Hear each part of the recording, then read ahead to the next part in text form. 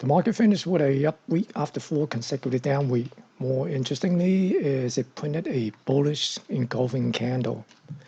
We take a look here, this engulfing candle, and it took out 3 weeks of the range on this engulfing candle, almost 3 weeks. In this video, we're going to take a look at where the market might be headed and what are some of the price levels to keep an eye on.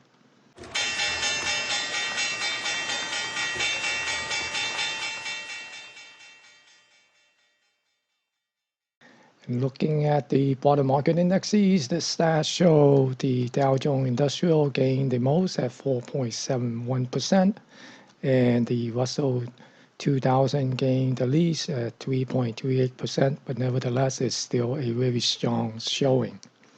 And for the future, the ES gained 4.48%, and the NQ 4.0%. Before I continue, I'd like to ask you to click the thumbs up if you like the contents in this video. If you are not a subscriber of my YouTube channel, click the subscribe button and the notification icon to avoid missing any. Looking at the S&P 500 daily chart, as you can see, last week we're basically looking for the price to come down and see would it be able to hold the 2738. And it had a nice strong bounce when it came down that. And right now, it look like it might be getting up to the 28.98. If it could stay above the 28.98, then we'll be watching the all-time high back in play. But if it failed to get above and stay above the 28.98 and come back below the 28.60, then we're essentially looking for these levels to get retraced, the 28.16 and the 27.38, and possibly set up could be a potential head and shoulder reversal.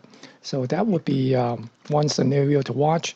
Then on the upside, if it come up and come back down to the 28.60 and decide to reverse back, then we will see a small inverted head and shoulder pattern, and that will most likely get this major move to take out the all-time high.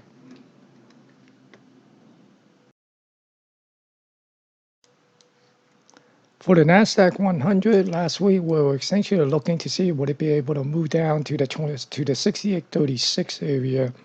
As you can see, it came down and found support at this level here, got a nice bounce. We captured the 72.05, and right now we'll be watching to see would it be able to get above the 75.05 and make this move back up. And if it cannot stay above the 75.05, then we're essentially looking for these levels to get retraced, and again, possibly set up a potential head and shoulder type of a pattern.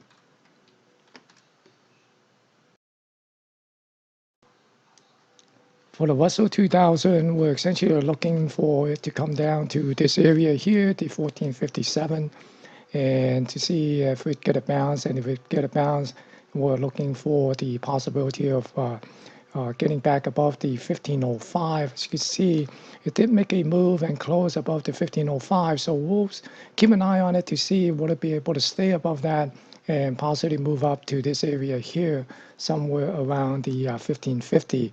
If it's not, then we're basically looking for a retracement back to the 1457.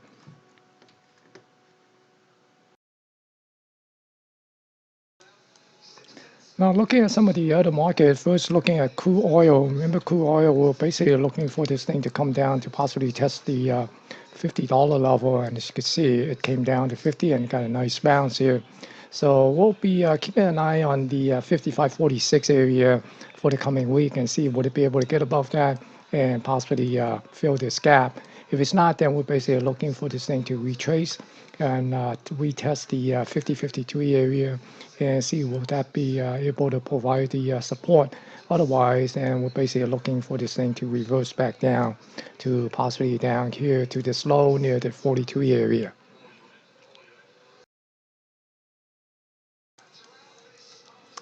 And for the gold market, we said we were basically looking for this thing to come up to the 1325 after we broke this declining trend line. As you can see, that it broke above this 1325 and moving forward toward the 1364. So we'll be keeping an eye on the 1364 resistance zone up here.